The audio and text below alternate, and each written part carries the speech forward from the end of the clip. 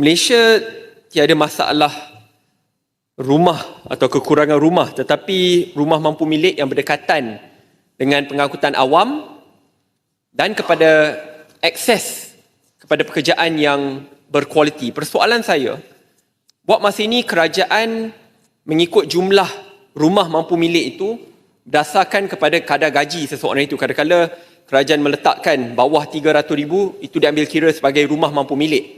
Tetapi pada realiti pada hari ini berbeza, kerana rumah mampu milik itu walaupun disediakan kadang-kadang kosong.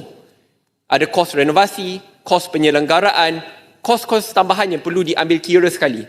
Persoalan saya, adakah kerajaan pada hari ini mengambil kira juga contohnya bagi anak muda, apabila seseorang itu memiliki rumah, kos renovasi yang makin lama meningkat, kos penyelenggaraan yang makin lama makin meningkat. Apabila seseorang anak muda, keluarga muda masuk ke rumah tersebut dengan cukai-cukai tambahan yang dikenakan kepada sektor servis, yang akhirnya menyebabkan anak muda itu perlu menampung kos puluhan ribu tambahan selepas mendapat contoh pembiayaan daripada bank untuk membeli rumah dalam kadar RM250,000. Adakah kerajaan mengambil kira peningkatan kos renovasi kerana kenaikan kos hidup dan barang-barang yang menyebabkan dan services bagi renovasi itu meningkat? Terima kasih. Silakan Menteri untuk menjawab. Tuan Yang Bertua, saya hargai keprihatinan Yang Berhormat seperti mana yang saya sebutkan tadi berkaitan dengan penetapan harga rumah ni Tuan Yang Bertua.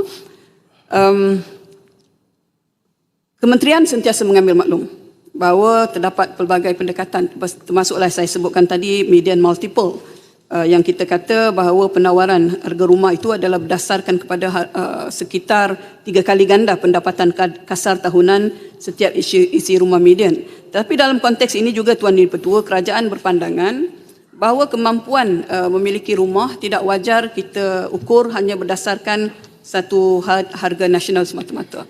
Dan pada masa yang sama kita juga mengambil maklum bahawa terdapat beberapa cabaran yang dihadapi oleh belia. Pada saya yang disebutkan oleh Yang Berhormat Muar tadi bukan sahaja oleh pihak belia lah, tetapi semua peringkat usia, bahawa penyelenggaraan memang dihadapi masalah, ya. Dan kita tahu bahawa peningkatan penawaran rumah itu juga adalah salah satu cabaran. Akses kepada pembiayaan yang lebih inklusif juga telah kita bantu melalui SJKP Tuan Yang Bertua, sehingga kan pinjaman perumahan itu kita benarkan jaminan kerajaan sehingga 120%. Maknanya kalau harga rumah itu 100 Tuan Yang Bertua, 20% itu adalah untuk renovasi dan yang lain-lain.